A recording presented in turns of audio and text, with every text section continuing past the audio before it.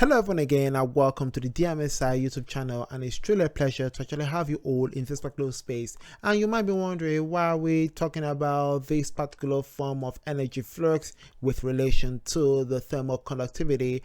We talked about this on our previous video where we saw different relationships and different outcomes when it comes to interpreting this particular big formula, where you not only determine the coefficient of thermal conductivity but also how this will make an impact in various relationships with its conditions, with pressures, and also with that of the specific heat or thermal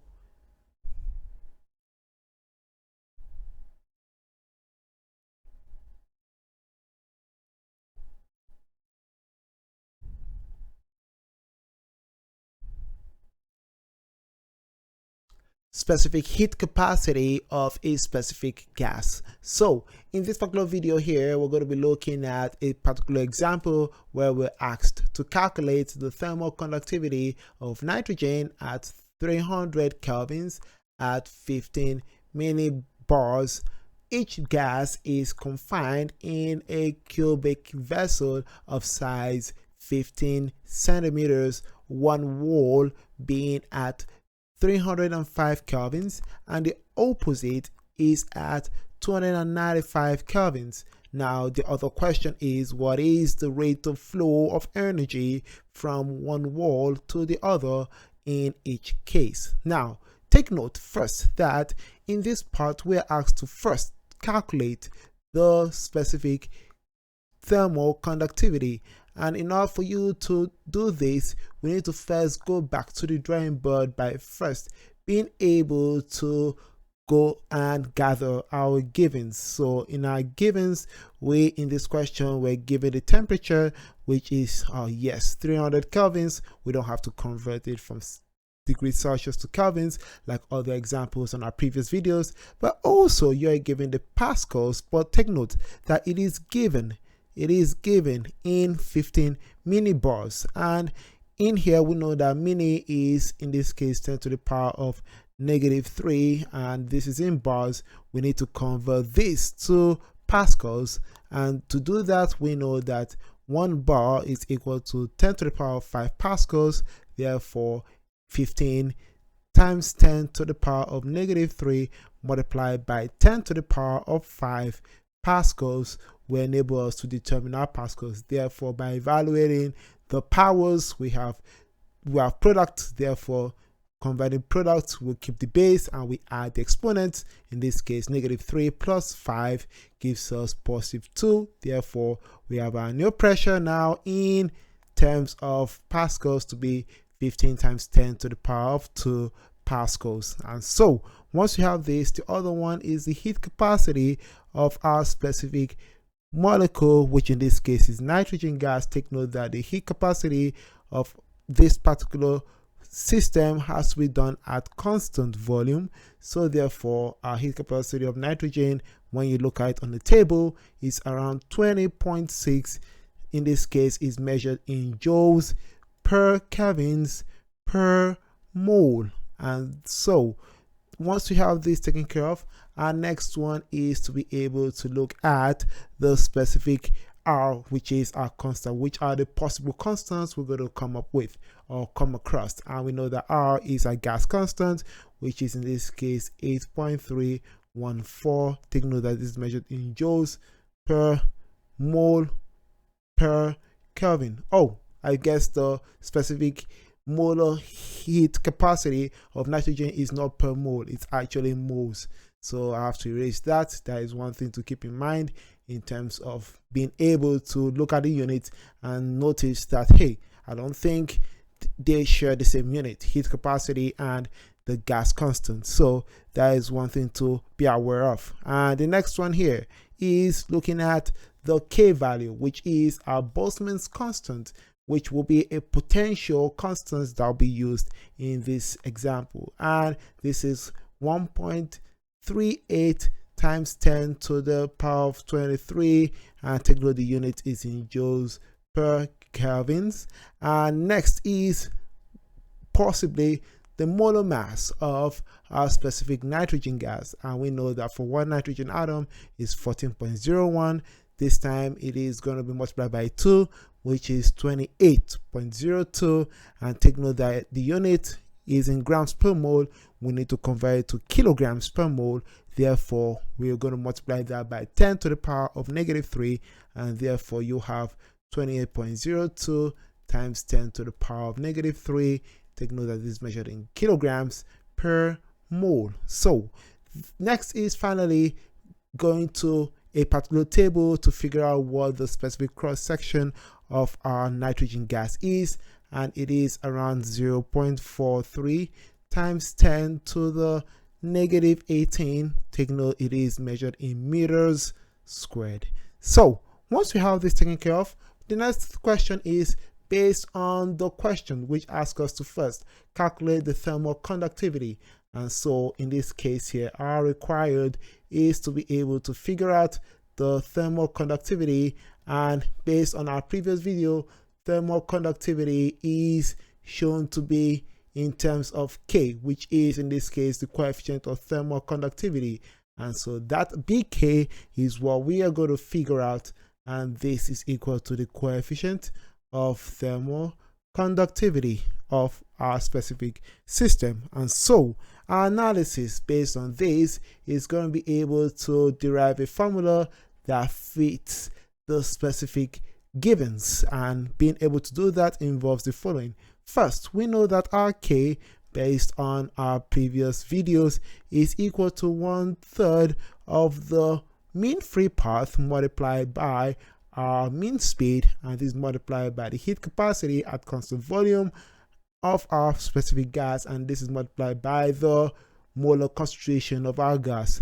Now this is also expressed as C, which is the mean speed multiplied by the heat capacity at constant volume, or divided by the 3 square root of 2 multiplied by our specific cross-sectional area multiplied by the number of particles, in this case number of nitrogen gases. Now we need to look at these two equations that expresses K and figure out which one is closely or will be important in fitting our givens here.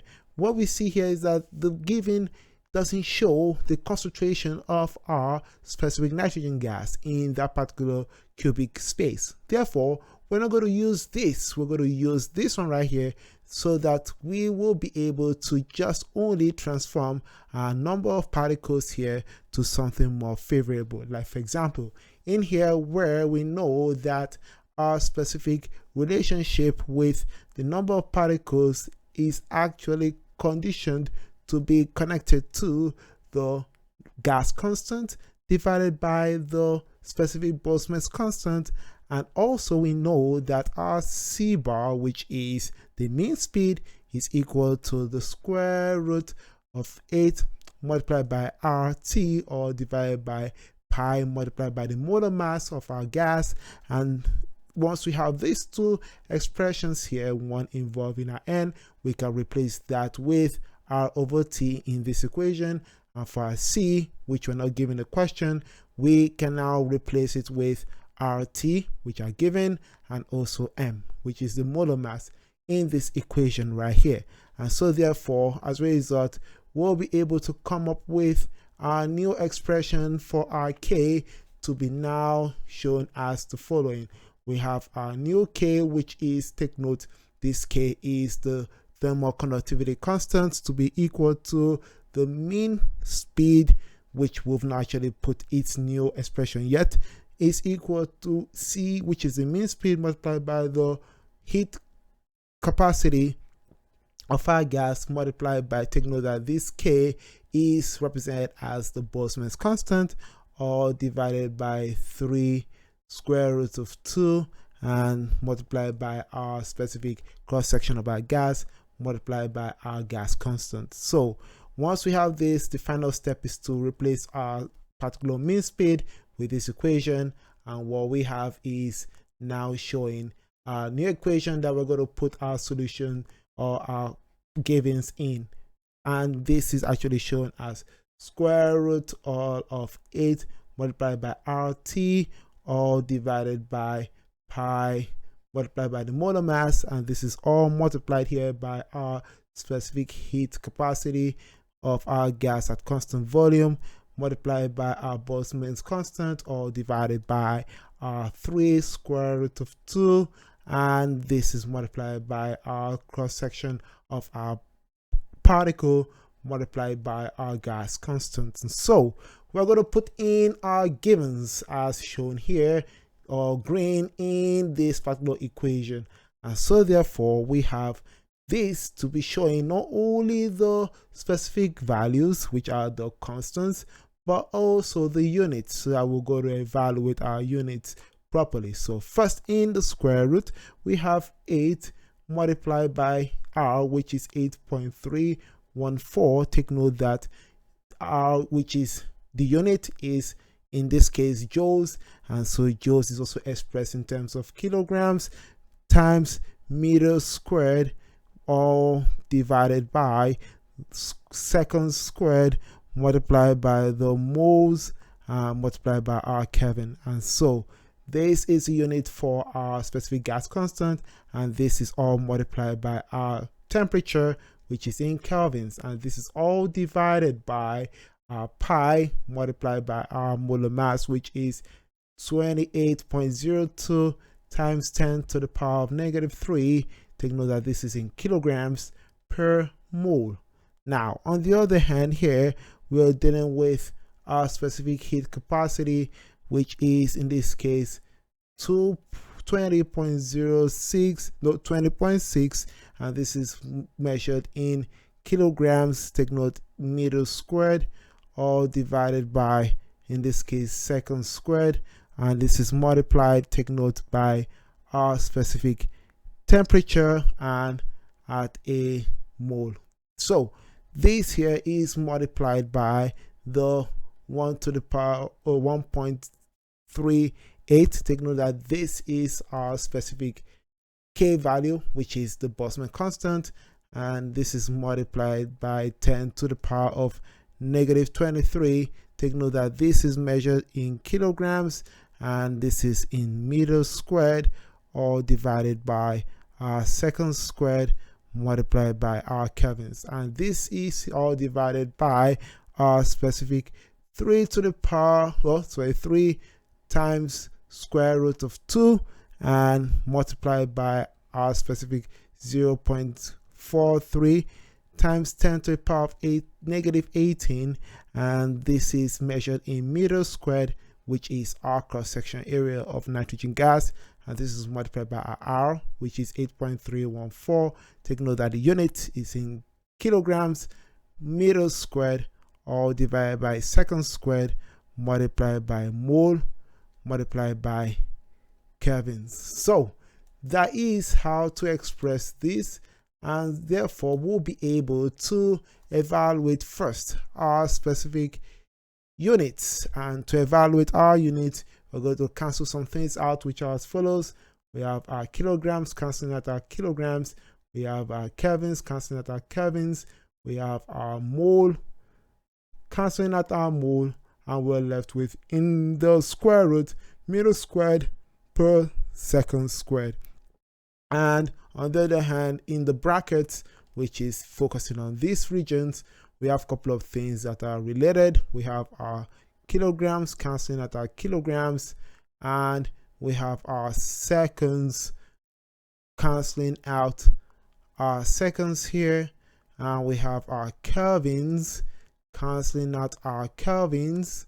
We have, what else, our mole, which cancels out our mole, and we have our meters squared cancelling out our meters squared. And this is one of the things that I really noticed in here. And we have another meter squared cancelling out another meter squared, and once you have this, there's another one again. We have another seconds. I don't think there's another seconds. I think we're good. So we're good with this. So therefore our K, which is our specific thermal conductivity constant, is equal to or square root of our constant, which when you multiply all these numbers here and divide it by the numbers here, we actually come up with, don't forget there's a bracket here, we have 22667.4.80.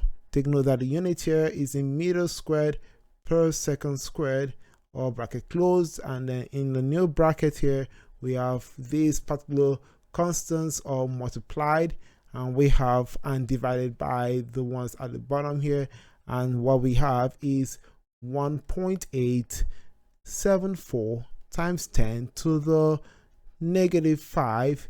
Take note that it is measured in this case kilograms in terms of units per second squared, and take note that we have one more Kelvin left in there. So once we have this, our next step here is to be able to deal with the specific constants and also eliminate our square, and this for our thermal conductivity shows that our meters squares will cancel and we're left with the elimination of our square roots, and the squares applied to our specific number here, and that gives us in this case a number, and that number is going to be multiplied by this particular number right here. And take note that in this case we're going to have our meter going to be multiplied by our kilograms, and our seconds will be multiplied by our seconds squared times Kelvin. And so what we have is our number, which is our constant, to be equal to 8.923 times 10 to the power of negative 3. Take note this is measured in kilograms, meter per seconds cubed, multiplied by our kelvins. And so this is actually interesting because when you rearrange some things here, you'll be able to get a true new derived unit based on what we see here in terms of joules. And what we notice is that first, to derive joules, we notice that kilograms meters squared per second squared is equal to joules. So when you multiply both sides by a specific constant, which is 1 over m, we actually have kilograms meters squared is cancelled out, so we have what is left is 1 meter, and this is per second squared is equal to joules per meter.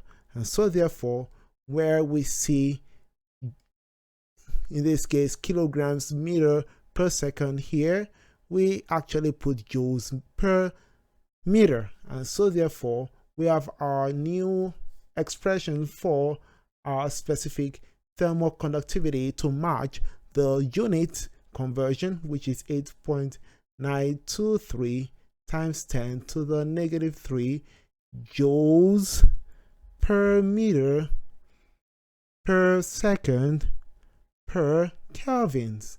And so this is the answer for the thermal conductivity of nitrogen gas at that particular temperature, and in this case we are given a specific pressure. And so the other question in here is related to what is the rate of flow of energy from one wall to the other in each case. So take note here that in this part we have one wall temperature on one side to be in this case measured as T1, and T1 is measured in 305 kelvins, and the second wall here, which is the other end, temperature is dropping and it results in 295 kelvins. And so we know that the cubic vessel has a specific length, or the particles travels from here, which is T1 to T2 at a distance of around 15 centimeters, which is around roughly 15 times 10 to the power of negative 2 meters. And so the question here is asking what is the rate of flow of energy from one part to the other. So what we need to think about is, what is rate of flow of energy? Rate of flow of energy, which is going to be expressed as rate of energy flow, is considered to be equal to, in this case, we have our K value, and we know that the K value is negative always based on what we derived from our equation right here. It shows a negative value for our K, and so therefore in this part here is equal to negative thermal conductivity, and this is going to be multiplied based on looking at the unit. We know that the rate will have to be shown as energy, in this case, per second. So therefore, based on this, we need to somehow adjust our specific K value in such a way that we're going to deal with the unit by eliminating some of the units by doing the opposite of the operation. So therefore, we're going to be multiplying our thermal conductivity by our temperature change, and this will be multiplied by our distance, which is what is taken, or what it takes for our particles to go from, or transfer the energy from T1 to the other end, T2. So therefore, we have our resulting expression, which is now equal to negative thermal constant multiplied by change in temperature multiplied by our length, and therefore our thermal conductivity is, in this case, approximately 9.0 times 10 to the, in this case, based on our example, is -3. And take note here that our unit is in joules, and at the bottom is meter, seconds, and kelvins. And so in this case, we're going to multiply by our change in temperature, which shows that our initial temperature will be minus or subtracted from the final temperature, which in this case is 298 minus 305. Take note that this is in kelvins, and let's see whether that is our defined temperature change. Oh, 295, sorry. So this is 295.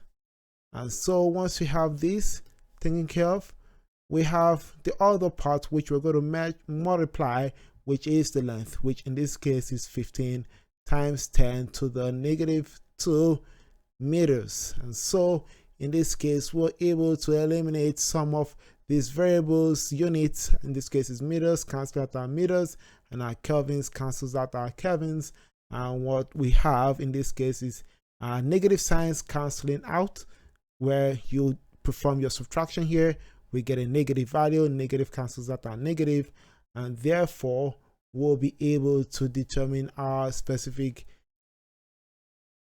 rate of energy flow, or the energy gradient, in this case at a specific time, to be equal to 0.0135. Take note that this is measured in joules per second. So those are the two answers that we're able to determine based on this particular question right here. And this gives you a little bit of insight into the diverse and rich ways to solve problems relating specific thermal conductivity to other variables, like for example the gradient energy, and also determining the specific heat transfer of a specific system. So thanks for following me through this. Truly appreciate it. Please hit a comment down below. Let me hear your thoughts about this, and also whether you found the unit conversion or derivation really a fun way to see and to confirm that the answer that you have here, which is in this case in joules meter per meter per second per Kelvin, actually matches our specific previous video unit for our K, which is what we have right here. So see you on the next video. Stay smart as always, and believe in yourselves.